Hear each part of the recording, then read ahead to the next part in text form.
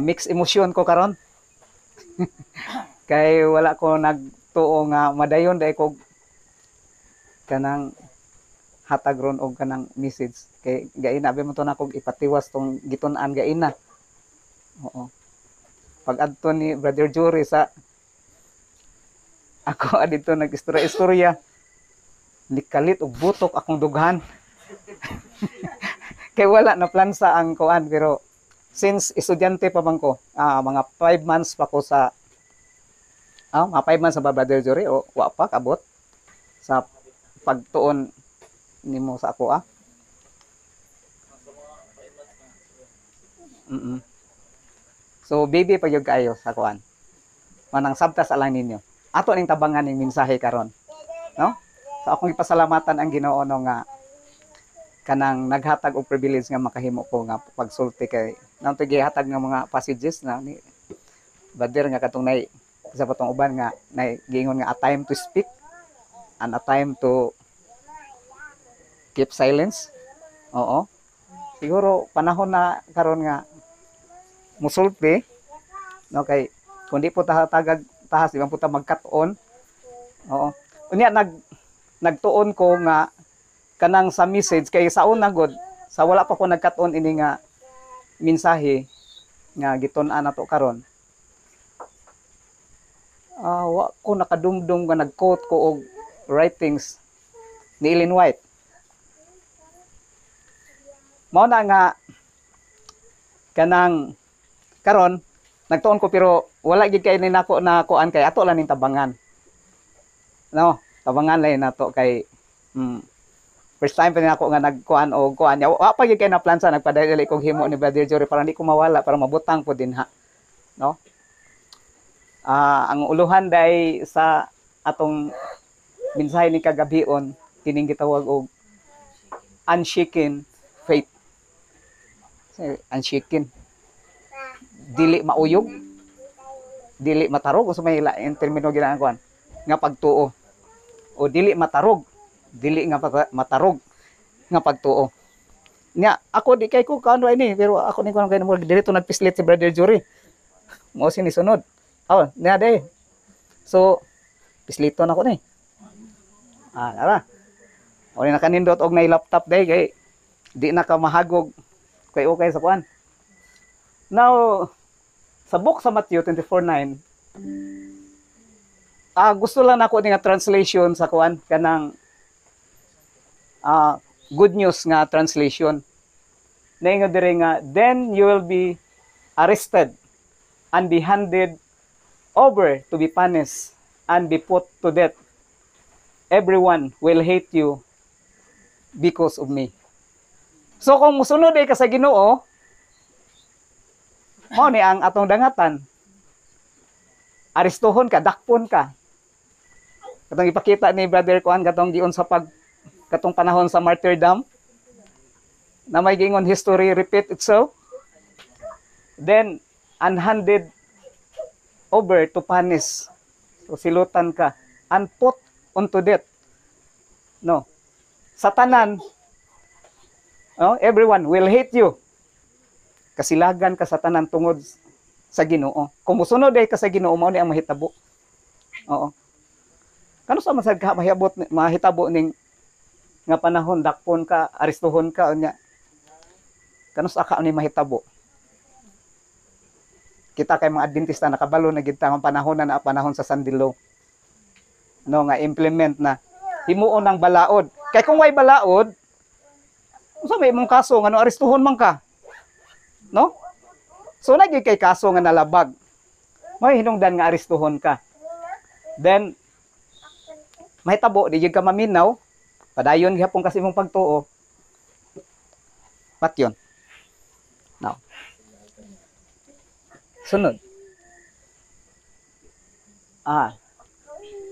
Murag maawa ka niyang dapat masunod pero mo lagi sa kadali-dali. Mo ni nabutang dire. God never compels the obedience of man. He leaves all free to choose whom you will serve. Mabasa ni siya sa Patriarchs, Prophets and Kings Tuon-tuon na kuan ini, ila-ila ini mo na ni. Prophet and Kings 510 paragraph 4. Oh.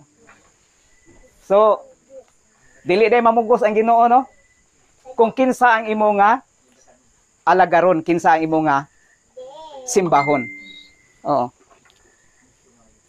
Sa to. Kini, wag taas-taas ni, diri na lang ko sa kuan. Kanang gi-highlight no. Kay ako manggong gi kuan ang Daniel chapter 3, siguro familiar na kay nato ng Daniel chapter 3 unsa may nahitabo din sa Daniel chapter 3. Sa tulo na kama ang Daniel to mao nang dream ni Nebuchadnezzar. Dahil ang chapter 3 mao nang panahon nga nagpabarog si King Nebuchadnezzar og golden image. Nga ang dili mo bow down ni ato nga maong image unsay buhaton. Oo. So dunay balaod. So mao lagi nagtuon man lagi ko nga mukot og spirit of prophecy kay mao man gid ni ang 70 Adventist yun nga kinahanglan nagi-back up nga spirit of prophecy. Oh. Ngayon dire, the three Hebrews declared to the whole nation of Babylon in their faith in him whom they worship. Oh. They relied on God. So, ilag yung gipakita sa tibuok nga imperyo sa Babylonia. No? Gipadayag ang ilang pagtuo kung kinsa ang ilang gialagaran ning tulo ka mga Hebrewanon. No? Say yun. And in a marvelous manner, their faith in the living God had been honored in the sight of all. The tidings of their wonderful deliverance were carried to many countries by the representatives of different nations that had been invited by the Nebuchadnezzar to the dedication, through the faith, to the faithfulness of his children. God was glorified in all the earth. Ngano man, ngano nahitabo man na nga naglorify ang Ginoo panahon diha sa sugilanon sa Daniel chapter 3. Gipatawag tanan ang mga dignitaries. Kung sa ato pa siro kon mga mayor, presidente, gobernador tanan gipatawag. Mga tao na nagtambong unya unsa may nahitabo didto nga sa dihang ni reject sila. Kay doon na may nagmarites nga dunay tulo ka na nasa Daniel chapter 3. Oh. Doon na day marites sa una nga dunay tulo ka mga Hebrews. Katulad si Shadrach, Meshach ug si Abednego nga wala ni yukbo sa golden image nga imong gipabarog. So mao tong gi-confront ni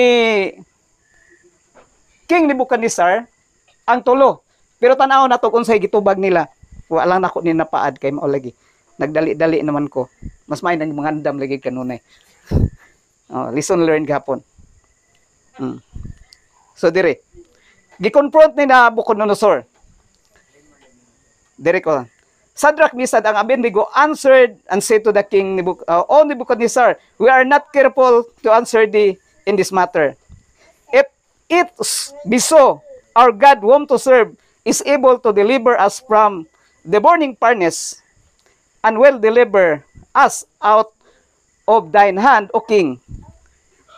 But if not, verse 18, be it known unto thee, O king, that we will not serve your gods, nor worship the golden image, katong gipabarog ni Nebuchadnezzar, which thou hast set up. Siya angay mong hisayran. Wala kinahanglan mo tubag nini mo mahal nga hari. Nebuchadnezzar, kung galing dili miluwason sa Ginoo nga among gialagaran, angay mong masayran nga dili og dili gayod kami muyukbo nimo simba sa larawan nga imong gipabarog. Na unsa may nahitabo ko yung padayonon ni sa unahan.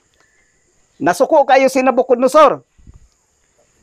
Then was Nebuchadnezzar full of fury, and the form of his visage was changed against Shadrach, Meshach, and Abednego. Therefore he spake and commanded that they should hit the furnace 7 times more than was wont to be heated. Giinit 7 kapilo ang hudno. Mabuhi pa kang tao na isugnod no. So atong nahibal-an ini nga sugilanon, gisugnod yun sila. Pero nahibulong si Nabucodonosor, kay ngano, Niingon siya sa mga katong iyang mga magialamon, di ba? Tulo ra man to katawo ang atong gisugnod. Nakita sa hari nga nahimong upat kadunay sama sa dagway sa tawo nga iyang nakita. Giubanon dahil sila ni Jesus Christ. Magisgot ag san man, way lain si Jesus Christ ang ikaupat nga kuan. Walang nato nabutang di ano. Oh. Giubanan sila ni Ginoong Hesus. So sa may nahitabo, ni duol si Nebuchadnezzar dito dahil iyang gitawag, gipagawas. Og dito gideklarar ni King Nebuchadnezzar kung unsa day katinuod ang Dios nga igialagaran nila kay makahimo man pagluwas kanila, no? Naunsa man gi mga rasones pagyud ngano man nga wala man gyud sila pud niyukbo kaha sa larawan nga gipabarog ni Nabucodonosor. Siguro moadto kita dito sa 10 commandments, no? Vegetarian, bro. Ha? Vegetarian? Oo. Di ba? Ang 10 commandments nagisgot dito sa kapila man ang sugo ng thou shall not bow down. Oh, thou shall not create any graven images. Ikaduha nga sugo. Pero atong tanawon sa unahan ug unsa gi mga hinungdan pa inilain, no? Saan to? Oh. Now, atong tanaw important lessons din nga atong makatunan sa ma-experience sa tulo ka mga batan-on nga Hebrehanon dito sa Plain of Dora. In this our day, sa atong panahon, no, many of God's servant, daghan ang mga servant sa Ginoo, though innocent and wrongdoing, will be giving over suffer, humiliation, and abuse at the hands of those who, inspired by Satan and filled with envy and religious bigotry, especially the wrath of man be arose against those who hallow the Sabbath. Kaya mao magini-test na to, no? Pag-abot sa panahon, those hallow the Sabbath of the fourth commandments at the last universal decree denounce this as deserving to death. Mao na to atong gikuan gay na sa katong text nga Matthew 24:9. No? Ibabaw ato sa Matthew 24:9, di ba mga signs man to sa duol nga pagbalik sa Ginoo? Gubat, gutom, linog, mga pestilences. But kato sila sinugdanan pa lang sa mga kasakit. Ka ang verse 9 nagisgot unsa gyud ingon, then you will be arrested. Oh. Nga unsa may imong kaso nganong dakpon man ka, unya iput unto dit universal decree denounced, no? So atong paubos. As in the days of Shadrach, Meshach, and Abednego, so in the closing period of its earth's history, the Lord will work mightily in behalf to those who stand steadfastly for the right. So ang Ginoo day no no? Closing period of Earth's history. Atong nasayran nga ni anamanta sa ang posisyon nato asa nata? Nanat sa 10 divided kingdoms in Western Europe. His abiding presence will comfort and sustain in the midst of the time of trouble. No? Satan with all the host of evil cannot destroy the weakest of God's saints. Even sa pinakaluya, dili makahimo daig kadaot si Satanas sa mga balaan sa Dios. Amen?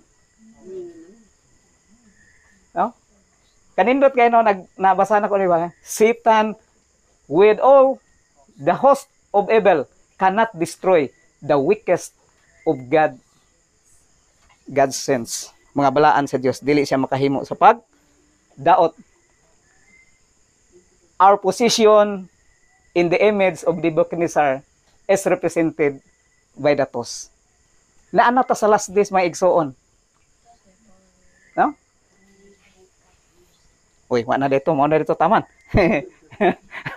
Oh, atong posisyon na ana sa mga tudlo sa tiil. So,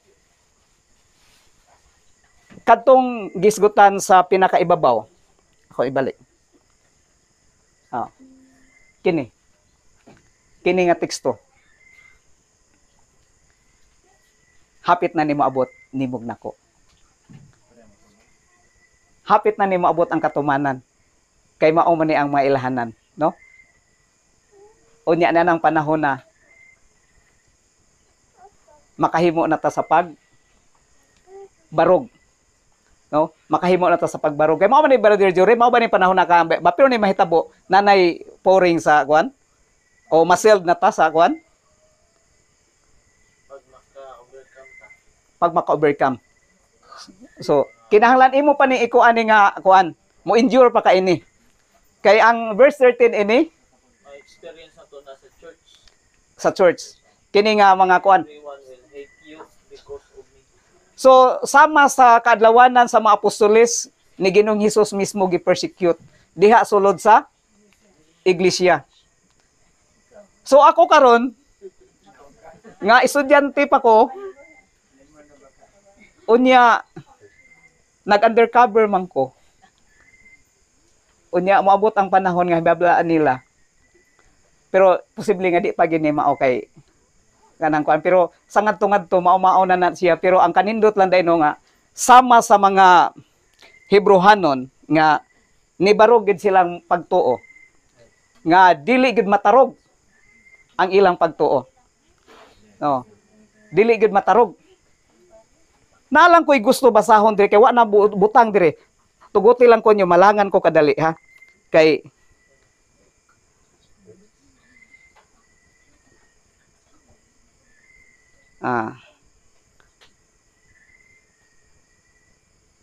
kini.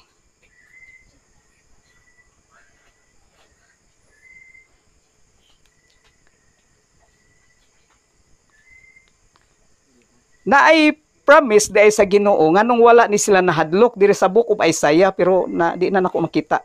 Tanaw lang nako sa bookmarks nako sa Bible.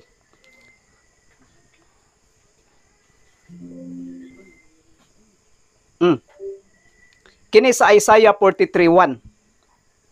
Niingon diri. But now thus saith the Lord that created thee, O Jacob, and he that formed thee, O Israel. Fear not, for I have redeemed thee. I have called thee by my name. Thou art mine. Sa akong nakatunan, sa mga pagtuon ako, kauban ni brother, we are the Israel of today. So, gi-address ni sa ato kini nga kuan. Sa verse 2, niingon diri nga, when thou passest through the waters, where I will be with thee, and though the rivers, they shall not flow over thee. When thou walkest through the fire, thou shalt not burn, neither shall the flame kindle upon thee. Bisan pag naglakaw ka sa kalayo, o nasa imo nagsilaog diya sa imong atubangan, dili ka mahadlok kay ang Ginoo nag-uban. Maunay nindot day kayo kung ikaw ako padayon tang mubasa sa balaang kasulatan o sa espiritu sa tagna, kay diha ta makakuhag kusog sa pulong sa Ginoo. Amen. Kay ako nagtuo nga diri gyud sila ilaning nabasa kini nga passage siguro dinhi, no? Gipasaligan nga bisan pag maglakaw ka diha taliwala sa kalayo. Sila gisugnod, siyempre naglakaw sa kalayo. Pero unsa ra man ginagapos pagawas nila? Unsa ra man gyud nasunog?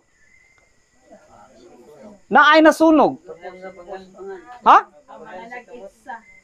Ang nag-itsa unya ang parte sa kuan nila ang gapos mao'y nasunog. Pero ilang sinina sila wala nasunog. Now unsa man pud ka ang kana bang kining bands, kining hikot nagrepresent kahapon? Posible ba pod ka nga kining atong mga nanay patay mga pagduha-duha, gapo sa mga pagduha-duha, kabalaka? Pero pag abot day ng panahon na, kung doon na gid tay kanang matinud-anon nga pagsalig sa ato nga buhi nga Dios, kana siya mabugto na siya nga mga negatibo nga mga pagbati. No? Hinaot nga ning kagabhion kanang makakat-on ta sa tulo ka mga batanon sa ilang pagtuo nga dili gid matarog bisan pa nag-ungaw sila sa kamatayon nga dunay gid tay suod nga relasyon sa Ginoo kay kung suod nato ang Ginoo bisan pa mangganig itugyan ta sa kamatayon sama ni Lazarus inigbalik niya iya ta nga banhawon ang Dios magapanalangin kanatong tanan ug gabi.